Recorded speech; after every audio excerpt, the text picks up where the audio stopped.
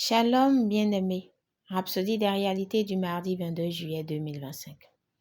Agissez sur la parole pour effectuer des changements est notre thème d'aujourd'hui. Notre verset d'ouverture est tiré du livre de Exode chapitre 14 versets 15 à 16. Pourquoi s'écrit « Parle aux enfants d'Israël et qu'ils marchent.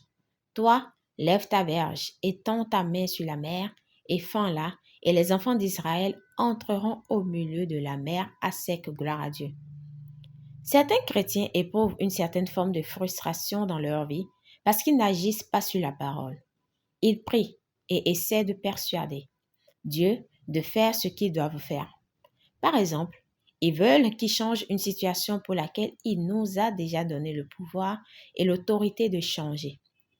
Prenons par exemple le cas de Moïse et des enfants d'Israël coincés entre la mer Rouge et l'armée de Pharaon qui avançait. Ils ont crié de peur. Mais Moïse les a rassurés sur le salut de Dieu et a commencé à crier à Dieu de faire quelque chose. Cependant, Dieu a interrompu Moïse de toute urgence en lui adressant les paroles que nous avons lues dans l'écriture d'ouverture ci-dessus. Dieu dit à Moïse, « Toi, fais quelque chose, étends ta main et fends la mer. » Alléluia. Par obéissance, Moïse a étendu sa main sur la mer, a prononcé des paroles et la mer Rouge s'est séparée. La puissance de Dieu a été activée au moment où Moïse a agi selon ses instructions et a parlé avec foi. Jusqu'à ce que Moïse ait fait quelque chose, le miracle ne s'est pas produit. Cela nous enseigne que si vous n'agissez pas pour changer votre situation, elle risque de rester inchangée. Ne cherchez donc pas à persuader Dieu d'agir alors que c'est à vous d'exercer l'autorité et d'agir selon sa parole. Dieu a déjà fait sa part en vous donnant sa parole et la liberté d'agir en conséquence.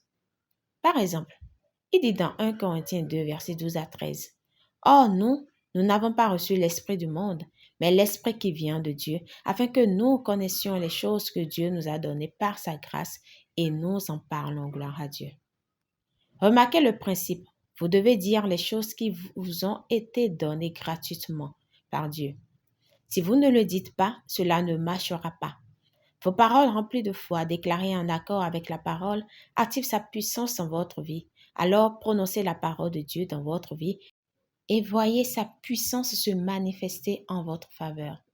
Les bénédictions et les résultats sont pour ceux qui agissent selon la parole, ceux qui mettent la parole en pratique. Jacques 1, 22. Mettez en pratique la parole et ne vous bornez pas à l'écouter, en vous trompant vous-même par de faux raisonnements. Gloire à Dieu. Confession. Je mets la parole en pratique et mes paroles remplies de foi activent la puissance de Dieu dans ma vie. Lorsque j'agis selon la parole, j'expérimente la victoire, la transformation et la plénitude des bénédictions de Dieu aujourd'hui. Alléluia, gloire à Dieu. Pour une étude approfondie, nous lisons Marc 11, verset 23, Luc 5, verset 4 à 6, Romains 10, verset 8. Nous aimerions vous donner l'opportunité de recevoir le Seigneur Jésus-Christ comme Seigneur et Sauveur de votre vie. Alors si vous croyez qu'il est Dieu, qu'il est venu sur la terre, qu'il est mort et que Dieu l'a ressuscité d'entre les morts, faites cette prière avec moi de tout votre cœur et de manière à vous entendre. Prions. Ô Seigneur Dieu, je crois de tout mon cœur en Jésus-Christ, Fils du Dieu vivant. Je crois qu'il est mort pour moi et Dieu l'a ressuscité des morts. Je crois qu'il est vivant aujourd'hui. Je confesse de ma bouche que Jésus-Christ est le Seigneur de ma vie.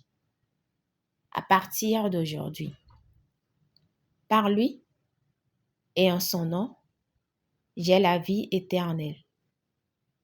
Je suis né de nouveau. Merci Seigneur d'avoir sauvé mon âme. Je suis désormais un enfant de Dieu. Alléluia. Nous vous invitons à lire Romains 10, versets 9 à 10. Félicitations si vous avez fait cette prière. Vous êtes désormais un enfant de Dieu. Alléluia.